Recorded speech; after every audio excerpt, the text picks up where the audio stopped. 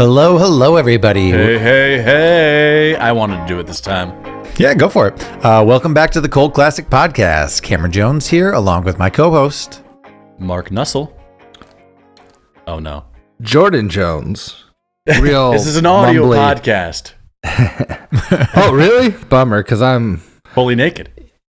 I am... No, I got clothes on. I was going to make a joke, like, I'm just doing Charlie Chaplin. Like, I thought it was only visual, He's not doing audio. the cigar thing. we have a newer movie for you once again. We've been doing some newer stuff, but we also have... we like a good noir film, so we're giving you the 2000... almost 10 years old, though. Yeah.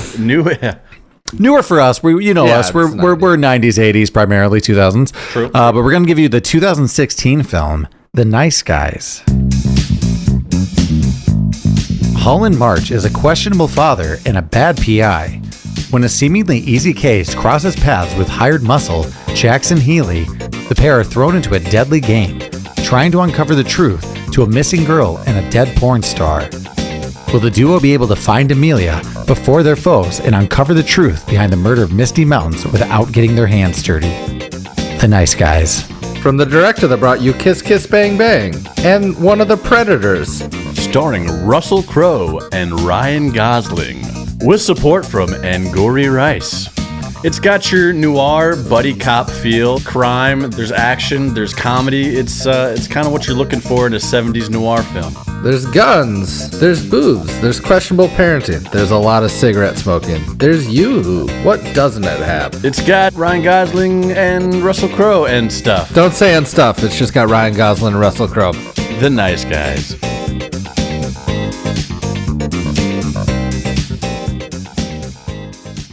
Alrighty, casting crew from the guy who brought you Kiss Kiss Bang Bang, Iron Man 3, and the new 2018 Predator movie, The Predator, Shane Black. Did people say they like that one? Right? People like the 2018 Predator? I haven't seen it either. Yeah, it's a fun new twist on it. Funny enough, Shane Black. It's the opposite. Oh, wait, no. I'm sorry. I'm thinking Prey. Oh, that's the newer. Well, Prey is the newest in Predator, released on Hulu. I was thinking that. Sorry. I don't know that Predator. So you can feel however you want about Iron Man 3, but it's a Christmas movie. It's a Christmas movie for 10 minutes. No, I've been pushing that for years. It's actually just a Christmas movie. This is a Christmas movie for like 2 seconds. Oh, I know. I said it right then. I'm like, put it on the list. Like, we'll see you in December. Yeah, right. I completely forgot about that. Shane Black. Funny enough, he plays Hawkins in the original Predator, the 87 Predator. And he also wrote Lethal Weapon. Didn't realize that either. Well, he's done go quite a bit. Go back and listen to our Predator, right? In honor of our Carl's Weathers, go back and listen to Predator. Russell Crowe and Ryan Gosling star in the movie. Jackson Healy and Holland March. Great names. Great detective names. Good Won't names. remember him. I'm going to say Ryan Gosling and Russell Crowe. And if you're playing along, I might accidentally say Ryan Reynolds a couple times, but I mean Ryan Gosling. You're bound to. Did we do Gladiator, or is this our first Russell Crowe movie? You know, surprisingly, I think this is our first Russell Crowe movie. I think we've probably recasted him a bunch, but... Oh, I'm sure. I mean, Russell Crowe, obviously A Beautiful Mind, Gladiator, Ryan Gosling. Cinderella Man, true. Ryan Gosling, Crazy Stupid Love, Barbie recently. Now Forever Ken. Even though this will date the podcast episode, but I'm looking forward to the Fall Guy. That looks fun, like a summer romp movie coming out in a couple months or a week or two. I don't know when this is coming out. We did do the movie where he's a liability at cornerback. Oh, yeah. Go back and listen to it. Remember the Titans? Yeah. Fight! Oh, yeah. Yeah. Go back. We got it all in there. We'll do the Notebook someday, right? We'll get to Valentine's Day, but let's do the Notebook. Might have to. Daughter of Ryan Gosling, Holly March is played by Angourie Rice. She is... Do I know her from anything? She's in the new Spider-Man's Homecoming, Far From Home, and No Way Home. I actually just saw something in this week. She plays the main character in the musical version of Mean Girls. Catty Heron. Yeah, right. I actually liked her a lot in this movie. That's a point of discussion, but... And then sort of a lot of these are secondary roles, but Matt Bomer plays John Boy, the hitman, notably in Magic Mike and Magic Mike XXL. Jordan, I know. Notably in those two flicks. Yeah, I'm a purist. Just a Magic Mike, I believe, right? XXL is just like it's just one of those money grab sequels. You know what I mean? Nah, I'm fine with any dick pic. I think it's an ab pic with dicks. I don't know. I've never seen them. Is there dicks? I've never seen it. Probably bulge more than dick. Posted. Bulge. Yeah, we're doing more Thunder from Down Under versus whatever the non-commercial showing our dick version is. I believe. Margaret Qualley plays Amelia. She has a familiar face. What do I know her from? I only really recognized the title Once Upon a Time in Hollywood that she's in. Oh, yeah. She's a hippie in that. She might actually, hold on. She has famous parents. Hold on. Does she really? Yeah. Andy McDowell. Isn't that her mom or something? Yaya DaCosta plays Tally. She's in like the Chicago Med, and then those kind of crossover to Chicago Fire, Chicago PD. And she also plays in the TV movie Whitney. She plays Whitney Houston. Oh, so. I haven't seen really any of that, unfortunately, but I liked her in this. Yeah. Keith David is in the film. He's in a couple of They Live, The Thing. He's the John Carpenter band. Yeah. How'd you get the zipper all the way to the top? Is it the rice or the beans? Is it the Frank of the beans? Frank of the beans. There's something about Mary. He's just got that really distinct voice. It's got a distinct delivery. I'm sure. I assume he's had to play a general in a bunch of things, right? Yeah, you just a military guy. Blueface is played by Bo Knapp. I didn't recognize much that he was in, but he has such a familiar. I thought there'd be more. Yeah, I thought so. Familiar-ish face. Lois Smith plays Mrs. Glenn. Yeah, go back and watch our Twister. She's the aunt. Aunt Meg. I believe. Aunt Meg. Yeah, go back and listen to Twister. Misty Mountains is the porn star who dies at the beginning. Great porn name. Love it. Let's talk about it. We'll get there. I like the alliteration. She's in the Duff. Oh, never saw that. I know Jimmy Fallon's a big fan of it. Yeah, why do I remember that too? Like he like raved about the Duff. I don't know. We were watching late night at the same time, and he just really liked that teenage movie, The Duff. Oh, but he wasn't in it? You were no. Just saying it. I remember it. I remember it existing by title alone. Kim Basinger plays Judith Kuttner, the mom of Amelia. That's the Department of Justice lady. She's in L.A. Confidential with Russell Crowe.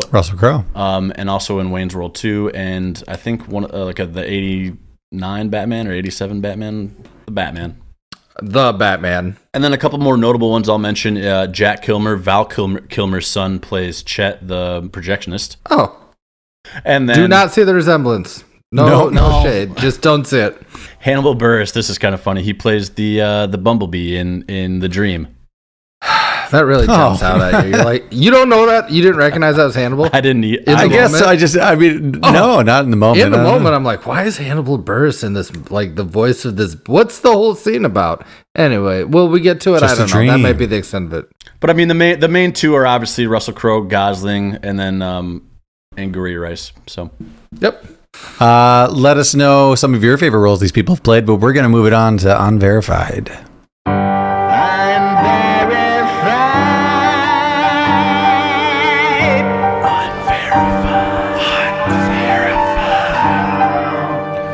Welcome to the Cold Classic Movie Phone.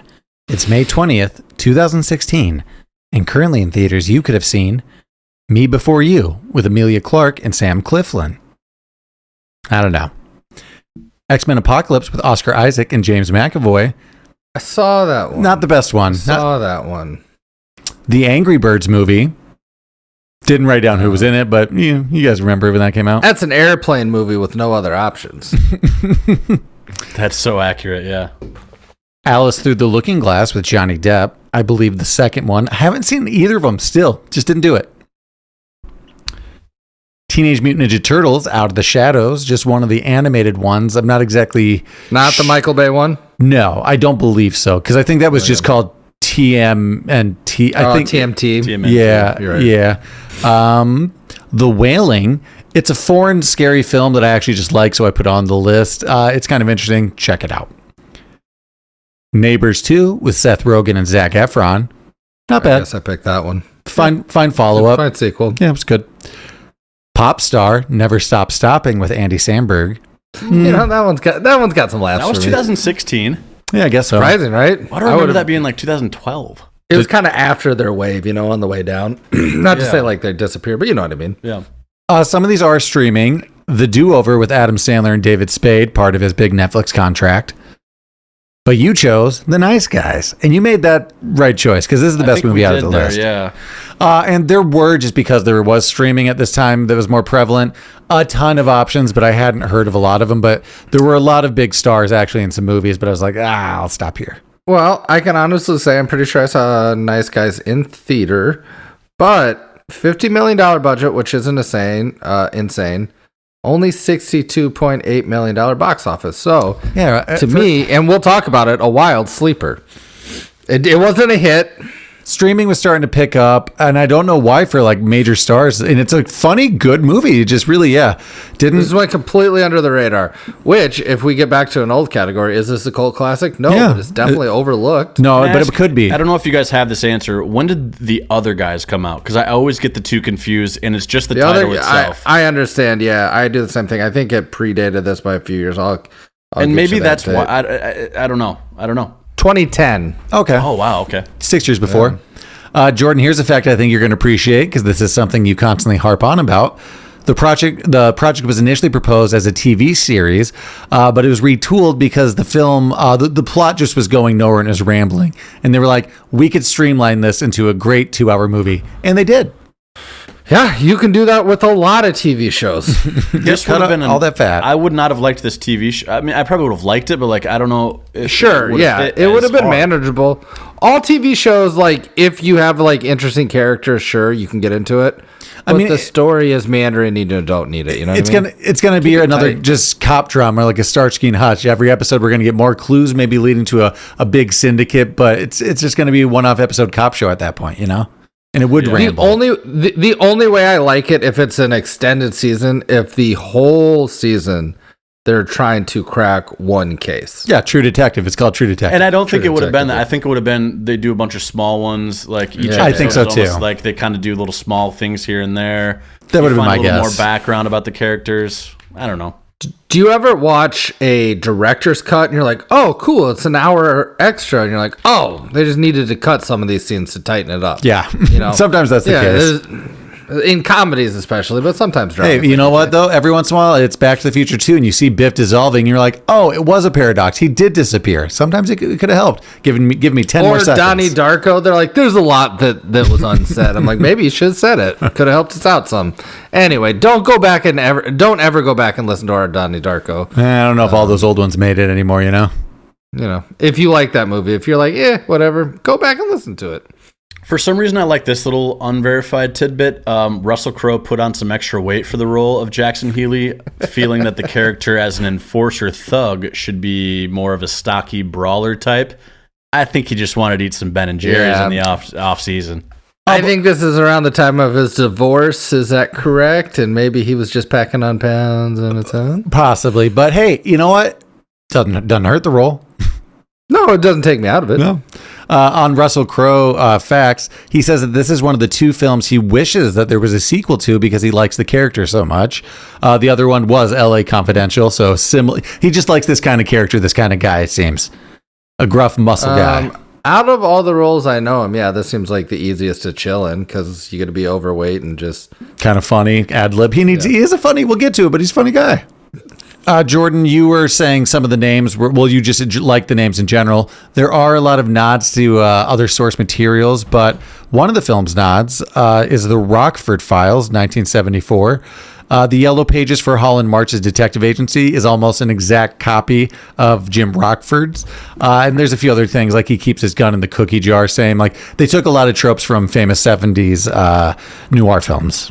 For the source material, the script is loosely based on a 1973 pulp novel, Blue Murder, in the Michael Shayne series by prolific writer Robert Terrell. Oh, that's cool. That's fun. I mean, it's obviously more than a nod and homage to them. Yeah. Here's just a straight up Easter egg that I missed. During the opening monologue from March, when it shows the porno theater downtown, the porno movie playing is Bang Bang Kiss Kiss, which is obviously just a wink to his film. Kiss, kiss, bang, bang.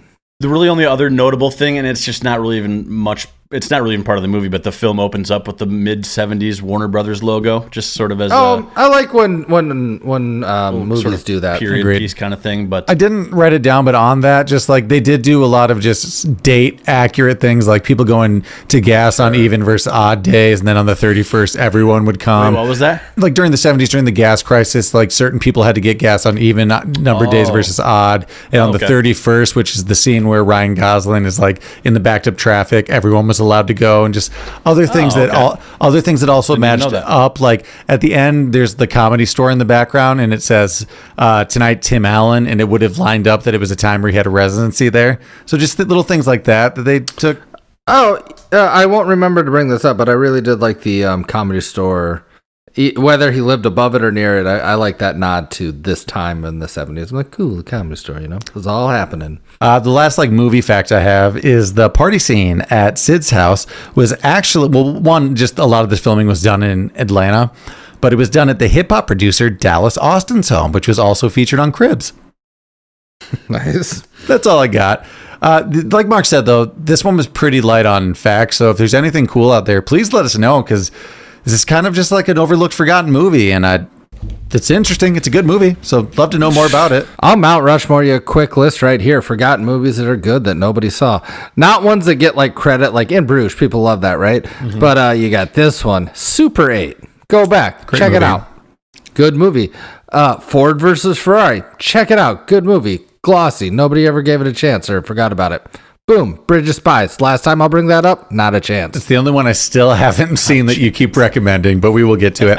Well, I think it's on HBO. On that note, we're going to move it on to questions, comments, animosities. Questions, comments, animosity. QCA, just got to start off with a comment. I love a good noir film. I just really do. And granted, it's the guy that brought us Kiss Kiss Bang Bang and other similar stories, and it feels a lot like it. But if it ain't broke, don't fix it. He tells a good noir story.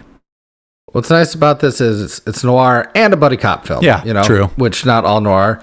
What's odd is I did think about this. I love movies that are made and set in the 70s, mm-hmm. but I really don't like movies that were made in the 70s. I'd agree with you. I like our storytelling, like that puts the filter on it, the glossier. It has to do with the lighting. Like watching an old 70s movie, I feel dirty, kind of. You know what I mean? Just like, I don't know.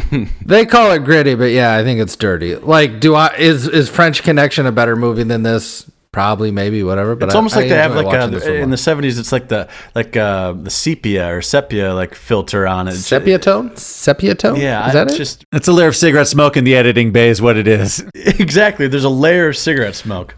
Yeah, that's correct. That's true. And I know there's a lot of great movies from the 70s, but I'm myself a classic Hollywood cinema when it comes to oldies, 40s, 50s, mm-hmm. personally. They get me going a little more. This has good monologue, and I do like that. But on top of that, it's just funny. Much like Kiss Kiss Bang Bang, it's funnier than a typical noir would be, which is, I think, what elevates this and that movie to just being so good. Well, just sort of over-encompassing just the chemistry between Crowe and Gosling. You don't expect chemistry. Surprising. It caught me off guard. It's twofold. I think going into this, we all knew that Ryan Gosling can be funny, but he really carried this movie in a comedy through line, and obviously, like, now he's done Ken and stuff. But I'll tell you, just as equally surprised, there's no way that you could have told me that Russell Crowe is going to have comical timing with someone else. Genuinely funny moments where he makes me laugh in this movie. I mean, he's funny in this, but. Even like the little girl, they both also have chemistry with the daughter. Like, it's really just all the three main people in this movie. And that could have ruined it. Having sort of that tween sort of gamble. Yeah, it's a gamble having a younger child actor. Actress, yeah. And she, I thought, sort of carried her role very well. No, great. She does great in it. She was in no way annoying. Like, she's up in the. I mean, I don't have like a short list, but really good child actors. I mean, she's probably a teenager, but like, I don't know who's on there. She looks like she looks like Alice Eve if she was a child or something. She's like I get what you're going for. Yeah, I don't know. She reminds me of Alice Eve, like just the face for some reason. But I don't know not in which one any of you acting said way, that. I agree though that the child actor, the daughter, does well with both Ryan Gosling. Yeah. Well, And it was just my first two comments though. Just like Ryan Reynolds really is great in this. Is like, Ooh, you did it. Take a drink. Ryan Gosling. oh, I did do it. It Ryan. wasn't even me. There you go. In my defense, my phone had that in there, so that was past me that made that mistake. And just surprisingly good chemistry. I think we can all agree that the look of the movie it kills, right? Yeah. The cars, the set design, the costume design. I do have one question. Atlanta. What do you think about Russell Crowe's look? Do you feel like his costume let down a little bit and didn't feel time appropriate? I think it's the baggy pants and the sneakers. I think the sneakers really threw me off. I'm like, listen, obviously Russell's wearing what he wants to feel comfortable, and that's why I love this role. He's like, I'll do a sequel. His besides the top, like the bottom didn't feel 70s at all to me. No, but as you said, Jordan, he was going felt like possibly guy through a going divorce. Yeah, I think so. I didn't say it. John Oliver kept telling me about it. that's true. But hey, it gave us a hell of a movie. But I wasn't alone in that thought that his costume was a little didn't quite hit the mark. A little bit sometimes. Ryan Gosling though kills it the whole time. Oh yeah, he kills it. One of the aspects I like quite a bit is that all of his suits are cut where the cast is. Yeah. That would have pissed me off just as me wearing it. I would have just like cut the whole sleeve instead of like just a slit in the sleeve. Just that would have been equally as funny. Just question you guys. Have you ever had the desire to be a PI? Has that thought ever crossed your mind? Ooh, just one aspect of it that I think I would kill, and that is sitting in your car, eating sandwiches, and look. Yeah, I could do a stakeout. Okay, see, that's what I was saying. If I'm just doing mostly divorce kind of stuff and just watching people cheat from a car, that's fine. But the second it gets political and like scary, like, oh, I'm done. I'm quitting. Well, I don't think it's about to get that. You think you're just staking out some cheating couple, some easy peasy. Well, then you end up scamming old True. women and old men just out of their money just because they're old and senile. It's more I'm saying I'm Ryan Gosling at the beginning when he's getting beat up. He's like, fine, here's my source. I quit. I'll stop looking. Like, fuck. Yeah, it's that easy. That easy for me. Like, I'm done. Like, you just gave that up. He's like, yeah, that's what you want, right? Real PI detective work, no. Stakeouts, maybe. I could do a stakeout if I'm getting paid for it. I want to do a stakeout tonight. Grab some Lay's chips, maybe a Coney dog. You can do that. Just park on the corner and just eat some snacks and smoke. I'll quit and get one. I want a meatball sub. Hey, Johnny, make it 2. You guys know what I'm talking about. Go back and listen to our Point Break. Some notes I have at the beginning, and we got to talk about it because the opening sequence really draws you into, I already wasn't expecting this in the movie. Mm-hmm. It starts with the car crash of the titular character. Does that mean main character? It means the main character, which is not what the word's here. She's not the main character, but Misty Mountains. Mm-hmm. One of my biggest fears in life is being at a storefront or in your house and a car crashes through it. That's one of your biggest fears? Not a biggest fear, but like it happens. That's true. Too much. That's true. You watch the news and you're like, somebody just crashed into my laundromat. CVS. Yeah, the laundromat, what have you. So that's terrifying. Sure. But on top of that, the fact that she falls through the windshield and her clothes are taken off, I'm like, what are we doing here? How does that happen? Thoughts for it, against it, and it was at least on my register. Right? I've often thought I really hope I don't die in an embarrassing way where my wiener somehow comes out. But also number 2 that's on everybody's thought. I think my main thought going to that scene is we don't have porn star wieners. It's gonna be a soft little guy. Yeah, yeah. And rigor mortis isn't going to set in. It will, but it'll just freeze it and soft on every other part of my body. I mean, God willing, imagine how much more embarrassing it'd be if you were hiding a boner when you died. I'm like, oh, look at he had a Jesus, he's hard as a rock. No, but like I think actually where my main fear of that scene is that she says something stupid like, "What do you think of my car, big boy?" Something about my car. Stupid last words. I fear my last words are going to be something in lines of, "Hey, check this out." Then dead. Did I pee myself? It hurt something fierce. Is my dick out? That comes back though. That line is like foreshadowing to the porn. I think so. Maybe the movie, right? The porno. No, I feel like it came back as a clue somehow. But on top of that, in that scene, the boy that's reading the magazine and then sees her. Mm-hmm. What a gentleman, covering her up. I would not have had that. What are that the much odds? What are gumption. you doing? You're going to cop a feel? What are you doing? No, I'm not going to make it weird, but I'm probably in shock. My chivalry's not showing up at that time. You know I'll tell you what, I'm not going down the hill. I'm staying in my house. I'm calling the cops. I'm like, what the shit was that? Holy shit. I'm like, what happened? Yeah. My house is. Would you think? I mean, nowadays I'd be like aliens. You know. I'll tell you what I'm thinking. It's my parents' problem. I'm going to wake them up. Well, they're already awake. Obviously, a car went through, but Wow, it was the 70s. I'm They not weren't dealing home, with it. Cameron. That's true. Everybody was at Studio 54 in the 70s. What does this take? 77? Well, I'll tell you who might have been this little girl, because animosity. I get that he's like a bad parent, but when she sneaks into the trunk at that porno party, you gotta just stop what you're doing for that night and at least drive her home. You don't just like, okay, keep low. I'm gonna go in here and get drunk. Yeah. Yeah, he just sends her home, Ryan Gosling's character. But do you know what's even a little more egregious? Well, no, the parents should have sent her home right away if that was real life, right? Yeah, immediately. But it's when Russell Crowe's like finds her watching the porn. Oh, yeah. Your dad said you got to get out of here, and he just goes about the party again. That's true. Yeah, he doesn't do anything. Well, that's not his daughter. It's not his problem. I know, but he's it's still a kid. Like, I know he's not a good character or whatever, but He kills a man. I think that's the best. That's the best scene in the movie, though, right? What? The party scene. That's Yeah, the I mean, it's funnest actually scene. pretty long. A lot happens. We have a fight scene. We find the body. It's a great party scene. I want to go back real quick, though. Yeah. You jumped all the way to the party scene, so I was just going to talk about it. But Yeah, sorry. We I missed a just lot in the there. moment when Russell Crowe breaks Ryan Gosling's arm and he lets out that high squeal is when I was like, oh, he's being. This is going to be a genuinely funny movie. that scene and that scream right there, I think that explains his comedy. He's essentially a Looney Tunes character come to life. That's how he does physical comedy, but it works. Because, you don't expect those noises to come out of him. No, yeah. Yeah, it's not physical comedy, but it's... In fact, he squeals a lot in this. Well, I'm gonna ramble off jokes that work. When he punches through the window and he cuts himself and he has all that blood. beginning. The reason he has the cast. That's hilarious right there. The whole interaction between Russell Crowe and Ryan Gosling in the bathroom stall. That's just funny as shit right there. That might be my favorite scene of Ryan Gosling's acting, like right there. Question to you, Jordan. Is it just this director, or does every modern noir film have a psychedelic topless party in it now? Possibly in the porn industry.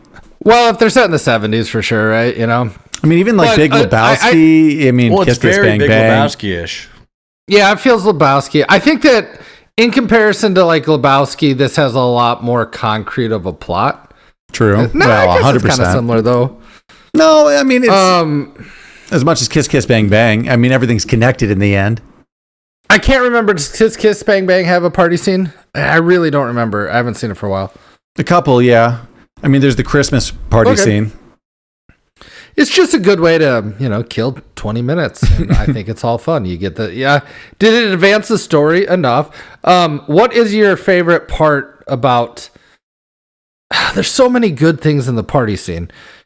Ryan Gosling getting drunk, swimming with the mermaids. He has a lot of good lines, hilarious. yeah. Getting shot with the arrow, the make believe gun, Cowboys and Indians, Just going over falling the off edge. all the way down. Giving one of your favorite sounds. That's true. The best part of the fall, though, is when he goes over the edge and there's just no sound, and it's not him just like falling over a small ledge. He's tumbling down a fucking hill. I love too how the girl just looks over and she's like, "That was great," and then just wanders away. And then leaves. Yeah. I like the callback to the two people use a human as a side table, but it ends up being just a naked From girl across the painted room, and he's go. like, "Oh shit." But honestly, after they find the dead body, and they're like, "We've got to dispose of this. My gun's here, and everybody's seen me," and they just throw it over, and it ends up at a bar mitzvah or something. Asian people's table. Yeah. What should be like a loud party that you would hear over that fence? Like, there's no way you don't hear that, and there's no way you don't see them like slowly, like getting it over the But edge. also, too. there's the dead body still there. It doesn't get him out of it in any way. Oh, which brings me to my biggest note of maybe the entire movie. 23andMe is going to place those two at a lot of murders in a couple of years. And even the daughter. They touched a lot of bodies. They have their DNA everywhere. Yeah, that's true. Yeah, for sure, all over. I mean, but there's a lot of murders happening at that place, right? And there's a lot of DNA. That's true. That's true. I'll tell you what, I've never been offered a bribe once in my life. Granted, I'm not. You would have taken it immediately. Yeah, I've been in service industries. You really got to raise your hand for $20. Oh, 100%. I've never been in a situation, I guess, where I've seen anything though worth bribery. I guess the problem. The joke that I did enjoy from that is like, wait a second. So the gas mask didn't work, and then they're like, oh man, Shit, that's right. Yeah. like, oh shit, this is dumb. I don't know, man. They're dead. Yeah, a little character callback that I enjoyed from Russell Crowe is after he breaks Ryan Gosling's hand, as he's walking out and he meets the daughter for the first time, she offers him a Yoo-hoo. Mm-hmm. And then the next scene, we see him go into his apartment and he has a case full of Yoo-hoo. Yeah. Well, the saddest part of that is they all break, Jordan. I'll tell you what, that advertising worked on me. You guys ever had a Yoo-hoo? Yeah. I've never had a Yoo-hoo. I didn't know. Whoa, I downed them as a kid. I just recently found out in the last... When I say recently, 10 years. Is it just a chocolatey drink? It's not milk. It's a carbonated chocolate drink that does contain dairy. I think it's carbonated, right? Oh, it has dairy. I always just thought it was water chocolate milk, essentially. I don't think it's carbonated. I thought it was water chocolate, too. Yeah, it's water chocolate I didn't milk. think it was... Jordan, it's not carbonated. Verify this. It's not carbonated. Carbonated? Internet says, and this is their quote, not in the least. Here we go. And then it goes on to say, it's just been a while since I've had no, it is not carbonated, but it is to the rest of it is chocolate water. Yeah. Does contain some dairy though. Apart from just the daughter though, I really like Ryan Gosling's interaction with like Janet and Jessica and like the other just girl that's in the room when she's like just talking open. Sister's a slut. I know. Just like all of it's really fun. The whole bowling alley scene's fun too. Yeah. Just in general, the birthday party comes out of nowhere. He is a bad dad. Russell Crowe's character was going to beat up Janet, right? Yeah, he totally would have done it. He's willing to do it. Maybe not too bad, but a little. She gets thrown through a fucking window. That's Jessica. Janet. Jessica. Oh, yeah. Jessica comes. Yeah. Which is a joke in the movie. He was like, which one's that? In itself, yeah. What's he say? He's like the one with the one with the Hitler mustache. Yeah. Yeah. Is that why you said it? Was that a callback? You know who's just following orders, right? Yeah, it is funny. Oh, yeah. The whole just weird whole third thing goes on forever. That's a funny callback too. Question: how much of this do you think is good writing, and how much of it do you think is like funny Ryan Gosling, Robert Downey Jr. kiss kiss bang bang ad lib? Like all the movies feel kind of genuinely like those people. So, is it just the casting and the actors to credit some of this for, or is it good writing? I mean, I think when it comes together, what I heard is you can't make a bad movie. You can't make a good movie out of a bad script, but you can make a bad movie out of a good script. So I think the script's probably enough there. You know what I mean? That makes sense. But then they got lucky with what'll come up in my recasting, and you can agree or disagree. What makes this movie special is there's movie stars in both roles who have chemistry, and I don't think that always happens. So that made it. That's what I liked about it. They were both movie stars and were at the time. Go back and see Kiss Kiss Bang Bang. Robert Downey Jr., Val Kilmer, great chemistry. But what's similar about that, right? Russell Crowe's past his leading man, so is Val Kilmer. I guess at the time, Robert Downey Jr. was on the way up in his comeback, but Ryan Gosling was, I think, at this time, a full-fledged star, right? I agree. I'll expound though to bring up though Kiss Kiss Bang Bang and this movie, same director. What jumps off the screen in that movie and this one are the performances from all the actors. So true. Maybe it's directing. I don't know. Like it was part of Robert Downey Jr.'s kind of comeback, and like same with Ryan Gosling. This is kind of like, I mean, granted, Crazy Stupid Love, he was funny in that, and I believe that came out before it, right? Yeah, it had. Yeah, so that kind of showed he had comedic chops, but I mean, this one really expanded on it, Yeah, there was a while that he was kind of doing like indie darker films. Crazy Stupid Love, 2011. This is like, again, an in-between or an overlooked movie, in different parts of their careers. But what jumps off the most is the performances, don't you think? No, 100%. And speaking of jumping off in action roles, I do want to mention this. Russell Crowe, granted probably stunt double, even at that size, is nimble and constantly tucking and rolling over and through things in this movie. It's crazy. I do have a question, though, an animosity. I, in general, like the movie because of the performances, because of the way it looks. The problem of finding Amelia, that's simple. The whole plot aspect of Detroit being involved, I get lost in that and I don't really care. It doesn't take me out of the movie, but I kind of get bored the last 20 minutes of the movie. It adds just that extra layer to peel back. I mean, it even kind of ties everything together with like the protesters, the air, and Right. like, I mean, like a lot of the different. No, I totally get it from the storytelling standpoint, but I'm just saying from like a watchability, I kind of get bored the last 20 minutes of the movie. I would disagree. It gets action packed still. We still have like the end chasing. There's cars exploding. There's grenades at that point. Like There may be a problem with me that sometimes action bores me, and we lost all the performance. To your point, though, I guess why do they care so much at the end, Jordan? Like after, and I didn't expect Amelia to die. Spoiler. So I'm glad you brought that up because I forgot that. That really surprised the shit out of me. But like at that point, why are they so invested anymore? animosity, stay in the closet, Mark, because they're the nice guys, man. You know, the best Russell Crowe Yeah. ever felt is when he did it for nothing, man. He took a slug in the arm, but that's fair. That did surprise me. I'll mount rush that with a biggest surprise. The spoiler alerts coming up. I got that and burn after reading. Those are some of my biggest surprise deaths. I kind of like that she died so quick, just because she made so many poor decisions and like running off and like just kind of. She didn't deserve to die, but she didn't deserve not Just that it happened so quick. It wasn't drawn out. I didn't. animosity, stay in the closet, man. That was totally her fault. Closet. John Boy, that character, man, that guy's just bad. Aggressively bad the whole time. Doesn't even pretend to not be a murderer, bad guy everywhere he goes. Shooting him up. How's he expect to get out of all of that? Yeah. That guy in himself though is the character himself, the way he's depicted. That's your John Wick. That's your Terminator. He just comes in and is murdering from the get-go. Baba Yaga. A funny amount of stray bullets too that catch just innocent people in the movie. Quite a bit. Yeah. That's nice. Which A little more. so much luck involved. If these two do team up and continue to solve cases and the daughter's involved, they're all dead within 3 cases. There was so much luck that happened. Like even just like the assistant like slipping on the coffee. I don't know that they solved anything, right? I didn't really know. They got the film. Like they fell into everything. No, I guess they pieced together enough. They didn't. Like I think they got away with it at the end. Not the nice guys. I think.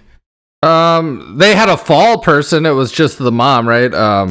And she didn't even really go down for it in the end, you know? No, she didn't really go down.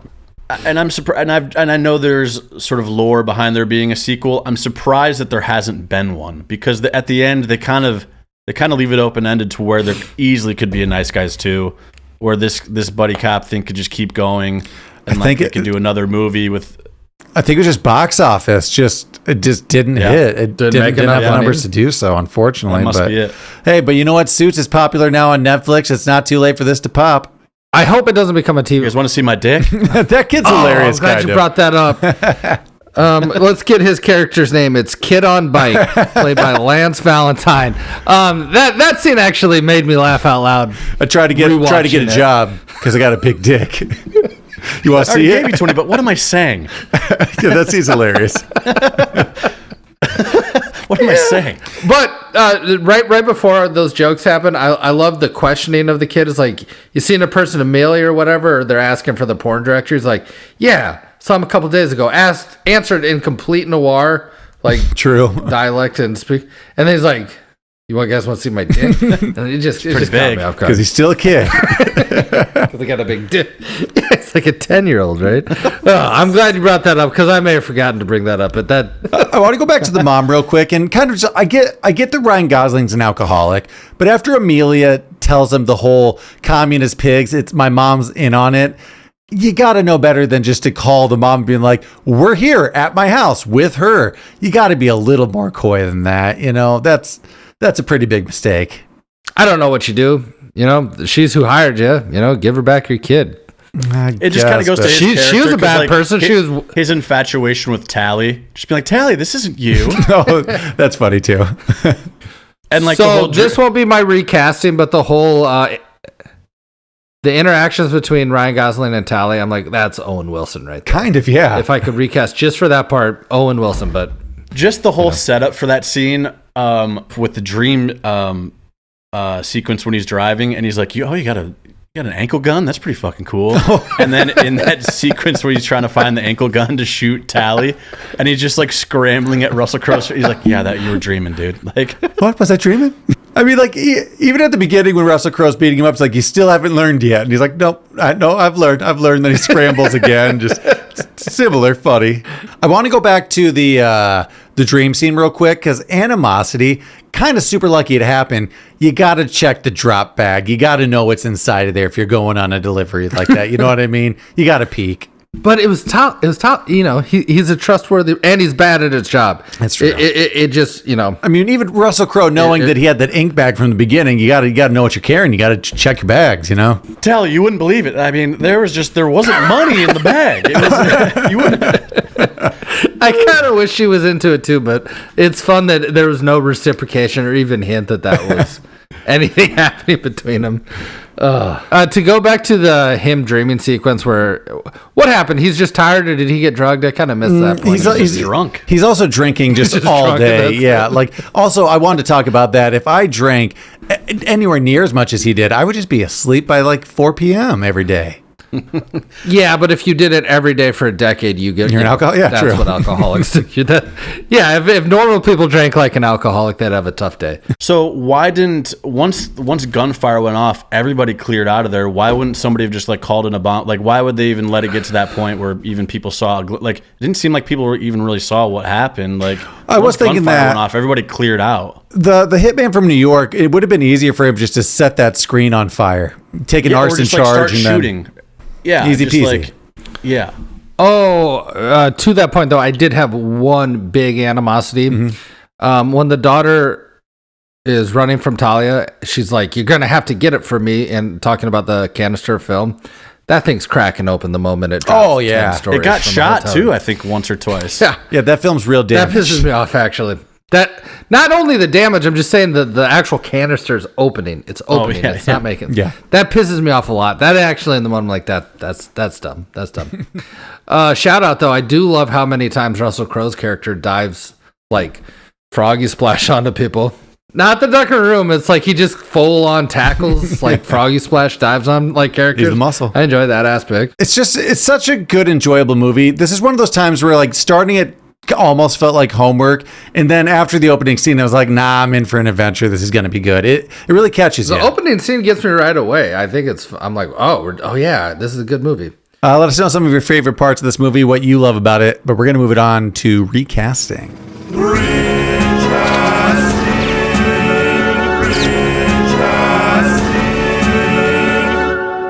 Recasting. We're mostly focusing on the main three main characters and the daughter. But just if any other straggling characters, if we had any good recasting, let's throw them out. Mark, who'd you have? I know you had a few extra as well. I went as deep as even like Blueface and his sort of sidekick, the old guy, the old black guy. I thought about it. Yeah. Who'd you have? I didn't do it. I did Sacha Baron Cohen for Blueface. Almost more lookalike than anything, but he could be kind of like goofy with it. Okay. And just like a JB Smoove for the old guy. The JB Smoove one I like. Off the top of my head, I'm going to go, who's the kid from Rushmore and Scott Pilgrim versus the World? Jason Schwartzman. I'm going to go Jason Schwartzman. I love that. And I don't have an old man, but I'll just do Carl Weathers. Ooh, that's good too. I didn't have any for those, so I apologize. I like both of your guys's. Just throw away John Boy, the hitman. I had Henry Cavill. I don't know, just big and... Mine was Henry Cavill too. Oh, nice. Twinsies. Did anyone have a Tally, the assistant? Megan Good. You know her from My Cousin Skeeter, Nickelodeon, also Anchorman 2. I did Io Adebiri. She's the main in The Bear. Oh, okay. I gotcha. Yeah, I can go with that. I need her to be a little more confident, but... Yeah, yeah, right. But she could, I think you're right there. I did Janelle Monáe. Yep. I can see that. Yep. All right, let's start moving on to some of the key players here. Amelia. I'll throw my throwaway after because I use her all the time, but Amanda Crew, Silicon Valley. She was also in Sex Drive. Oh, yeah, sure. I gotcha. Yeah. Yep. I didn't have a good one, so I like that. I got a weird one. Sure. I did Ana de Armas. Yep. Okay. Just it kind of looks like, kind of gives me the feel. I think her accent work in Blonde makes me think she can't do it, you know? But I do like it in Day Armors. No, I get it. Yep. It wasn't mixed. But she doesn't have too many talking roles. Shit pick, Jordan. Shit pick. Oh, I did have to throw away Maya Hawke, but I've been using her so much recently. For Amelia. Yeah, I get the Maya Hawke thing, sure. I kind of like my Holly. I did a pretty chalk one, so I'll say it first. I'm doing Chloe Grace Moretz. Oh, okay. Yeah. From Kick-Ass. Chloe Grace Moretz. They do seem very similar to me in looks, but I think they're both good, like young adult. Kind of be that kid snarky actors. teen. Yeah, I like that a lot, actually. Could play against an adult, and I know that from Kick-Ass. Teaming up with Nicolas Cage, and it working. Yeah, that works for me. I did either of the Fannings. Give me Ellie, give me Dakota. I don't care. Both of them at that age were good at dealing with grown-ups. Oh, yeah, a young Dakota Fanning. She could be easily sarcastic. So, yeah, that's great, Cameron. Back to Super 8. Elle Fanning, and that was great. Again, Super 8's in my top 4 of, hey, you forgot about it, but it's a well-made movie. I tipped a pick. I'm not doing Jenna Ortega because that feels a little too chalky for me, but she would that would have worked, though. Because she kind of plays that sort of character in the TV show You. But I'm doing Sadie Sink from okay, that makes sense. Stranger She's Things. the other... Yep. Is she the redheaded one? Yeah. Yep. Okay. She's the sassy one. That makes sense. I forgot the mother, but I did put Elizabeth Shue in there as the... Oh, I like that. That's a good one. Oh, Jessica Lange.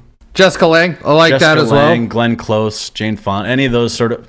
Yeah. Yeah, that works Ooh, for me, too. I got one for you. Just a second. Robin Wright plays Jenny. That works. In Forrest Gump. Yeah, we're along the same lines. Okay. Yeah, she was a backup for me. Let's move it on to Healy. This is the Russell Crowe character. Tom Hardy. I get it. Okay. Tom Hardy now? Anytime. You can pick more of a straight, serious guy with that role, right? And he can kind of play. But he also is kind of sometimes funny and charming. Their humor, though, is based off they're the tough guy, so they have a little bit less to do with it. Right? Right. Yeah. Right. So the problem I had with these recasting is I want them to be a duo that I think can play off each other, because I think there's people that individually can work for each character. So do you want to do it like this? Cameron, do you want to list your duo, or did you not do it like that? You don't have to. I'm just going to say, that's what I was trying. That's a good point, though. They do have to play off each other. And so that kind of threw me a little, but I'll do mine, and it may be a little bit on the nose, but I went with Bruce Willis. Oh.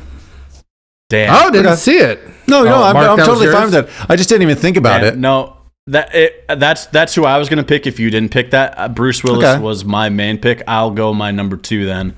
I do have a million backups for each one of these two. I do as well. So I can give you people I was bouncing around at the end. Okay, so I do like Bruce Willis there. I'm going to do John Bernthal. Yeah, I could see that.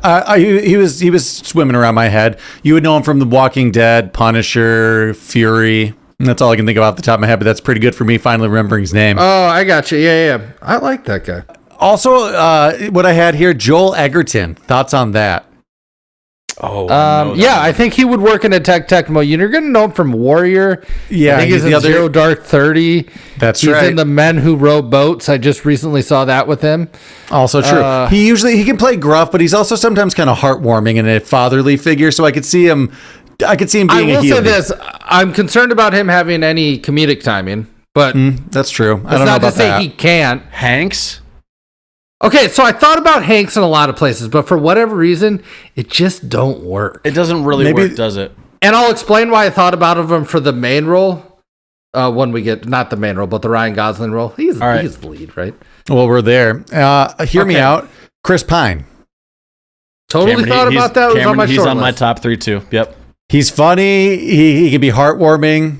He can also play a little Cameron, rough. He's on my edges. top 3. He's there. Thank you. It's the mixture between Captain Kirk and Hell and High Water. Yeah. Mix Hell and them High together. Yes. I Hell and High Water. thought immediately Hell or High Water. I definitely thought about that too, and I thought that was a good one. I'm glad that you said it, because I'm like, I won't be able to explain it to him, but you got it. And I'll say mine that's a little less inspired. Can I go ahead? Mm-hmm. Bradley Cooper. No, I thought about that. That works for me. Damn, yeah, that's how I felt about it. Like, he would have been good. I'm picking Brad Pitt. which the definitely combo thought doesn't about work. that. But I do love Brad Pitt as the Gosling. No, he could do this. He's fun. I mean, Burn After Reading. He's funny. He's a funny guy. Yeah. When you said Brad Pitt, I had to stop myself from just giving you a Brad Pitt, George Clooney duo. I'm like, let's just run it back. So Yeah. I thought about definitely that. thinking about that. So standalone, I couldn't find who to partner this with, but for Ryan Gosling's character, can I float somebody out that I actually thought had a lot of similarities and a criteria that was important to me when thinking about the role? Sure. Sam Rockwell. Man, I've been using him a lot too, but I actually think he could do it because he's a little bit scumbaggy. Paul Rudd. I think Paul Rudd actually. Oh, would yeah, be that could work. Pretty good in the role. Yes, dude. Yes. Like really good in the role. Yes. But I couldn't figure out who to pin him against. I was gonna go Paul Rudd, Ed Harris. Huh. Paul Rudd for sure. I don't know about Ed Harris. Do you want to hear my weird one I was thinking of? Casey Affleck and Scott Conn. Just Ocean's 11. Scott Conn as Gosling, right? I was thinking Casey Affleck as Gosling and Scott Conn as Russell Crowe. Scott Conn as. But I could Gosling would be I could perfect also too, see dude. them. I could also see them both as Ryan Gosling and Woody Harrelson as Russell Crowe. Ooh, the Woody Harrelson. Woody one. Harrelson Actually, as Russell Crowe. I actually dude. like that a lot. Woody That might be our Harrelson, best Scott one. Conn might be my favorite one that I've heard so far. I like Woody kinda like Harrelson that. for sure. Let us know what you thought of recasting this week. Let us know who you think could be in this forgotten gem. But we're going to move it on to Mount Rushmore, top 4. Mount Rushmore Top 4.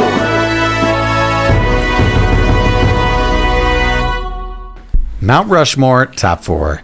This week we're doing surprise comedic performances from actors. This week it's going to go Jordan, me, Mark. Jordan, what was your surprise comedic performance? Okay, I don't know if you guys are going to be in with this one, but based off this, is it in a comedy? No, but neither is this movie. And albeit the actor I'm about to say has done a lot of weird I feel roles like I leading know- up to I feel this. like I know where I'm you're going going. Captain Jack Sparrow, Johnny Depp. It caught everybody not where I off thought you were guard. going. It was super, super funny. And I don't believe he had, up to that point, done a lot of actual funny roles, right? No. He done weird roles like, him Edward and the Stillbirds and Scissorhands. stuff. Yeah, Yeah. that's actually a pretty But good Jack call. Sparrow's legitimately funny, and he carries that movie, and it's because of his comedic timing. That's a good answer. That's a good number That's one. a great pick. Thank you. And I didn't see that on many lists that I saw. So that's a great out of the box. That's Jordan just the pick. one that popped off for me. Yeah. I like that. Nice pick. For mine, I'm going to go a movie that's already kind of forgotten. It's from a few years back, Spy. Jason Statham in that movie with Melissa McCarthy was hilarious. That movie's actually pretty funny, too. Yeah, it was. Never but seen it. It was really funny. Jason Statham just had a bunch of crazy one-off lines in it, but I mean, he was playing a spy. He was playing Jason Statham, but like to the extreme. Yeah, okay. That's what I was gonna ask. Yeah. Is he playing just? But I got to play credit. It's not just going against type. He was actually funny in it. Yeah, He delivered like comedic timing lines. It's not just like when an athlete is like, I'm game for jokes. You know what I mean? yeah, it's true. Like he was at it. I no shade, but it's not John Cena. Like, is John Cameron, Cena knowing me- funny? No, but is he big and muscular and willing to do comedy? You should Yes. really check In my out. opinion. You should watch. Tip picks. Shit, what's his show called? Tip any picks. Okay, sorry. Oh Jesus. A little off the beaten path. I'm gonna go George Clooney, oh brother. I was thinking. That's a good one. honestly, Wow. George Clooney is funnier than people give him credit for. Damn, we're in a tight It's spot. still I pretty tight almost think spot. I think he's almost more funny, kind of than dramatic. You know, like better and funny stuff. In a good Charming, way. yeah. Charming. Enough charm to carry through Charming, it. yeah.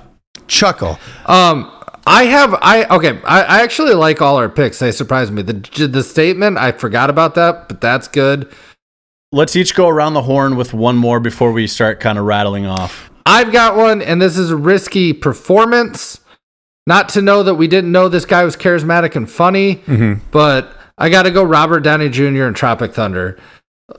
It's maybe the character's more funny or whatever the plot line, but he does it. He goes for it. It's in a comedy. I almost that's was what I'm just going to say that's a great answer, but for even Iron Man, just his comeback when we were like, oh, he's quick and witty. I think there's another Tropic Thunder. Oh yeah, damn! I just remembered it. Yeah, that one's the shocker of all time. Jordan, you know what? Mine though, I'm going to take something that you should have said, and that's Ray Fiennes in Bruges. Surprisingly funny performance out of it's a dark comedy, but Jordan shooting himself right now. Shit, that's a good call. he's super Jordan funny in shooting it. himself. That allowed him to have Grand Budapest Hotel. We didn't know he was a cheeky motherfucker. Yeah, that's like true. nobody knew. I didn't know. You didn't know. We all Good knew. Everybody call, told mate. you. We told you. We all told you. That's a good call. Damn, that's better than mine. I'm embarrassed. Go back and see Sleepy Hollow. You know, it's right there in front of your face. I think this is maybe sort of, you don't want him to be as funny as he is in this movie, but Channing Tatum in 21 Jump Street. Yeah. That was almost my You next can't pick. have it all. You can't be buff and hot and funny, but he's just fucking hilarious in that movie. I had low expectations for that movie, and it hit hard. It was super funny. Something I saw on a list that I wouldn't have thought of, but Alan Rickman in a Galaxy Quest. Galaxy Quest. See, here's why I wouldn't have thought that, because he's funny in Dogma, and I already knew he could be funny. Yeah, but that came out around the same time. Like Dogma and Galaxy Quest is 1999, I think both, right? One was Dogma. That's true. We talked about Cameron it already last alluded to Brad Pitt in Burning After Reading. Oh, yeah, he was funny in that, though, honestly. Cameron already talked about it a little bit. It was but- Jordan, because it's surprising deaths. When he gets shot in the face in that that's movie, right. it is funny. We talked about it last week, but I do want to say Neil Patrick Harris, Harold and Kumar Go to White Castle, complete out of left field from what we expected from him. That's true. Bush? That's your Bush. That's J.B. Kennedy, and that line's hilarious. Bush? Okay. You got a special bond with that Bush? John Hamm Oh, John in Hamm's like funny. Bridesmaids, or John Hamm. Oh, yeah. Kimmy Schmidt, he's funny in the Karate. Karate's like the cult leader. He's kind of a funny guy. That's what the karate's from. Has yeah. anybody seen Grimsburg, his animated show?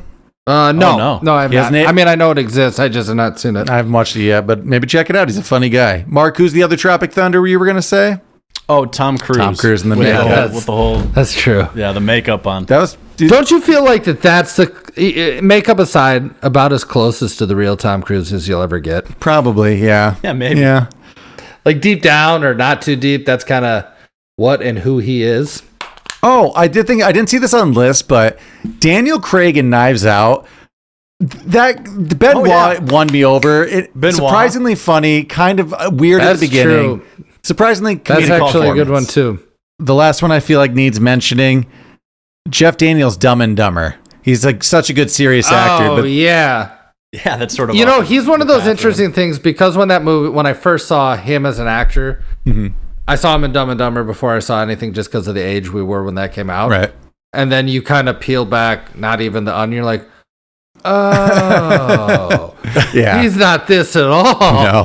He's like not, I don't even know how this happened, but Well, let us know some of your favorite movies with surprising comedic performances, and let us know what you thought of our list. But that pretty much wraps it up for this week on The Nice Guys. If you like what you heard, make sure you like and subscribe on your favorite podcast app, rate and review. If you want more content, check out the entire Majestic Jam Network, Urban Hermit, I'm Not Crazy. And if you have any other good movie requests, make sure you write us in at cultclassicspodcast@gmail.com. Until the next one, we'll check you later. Bye.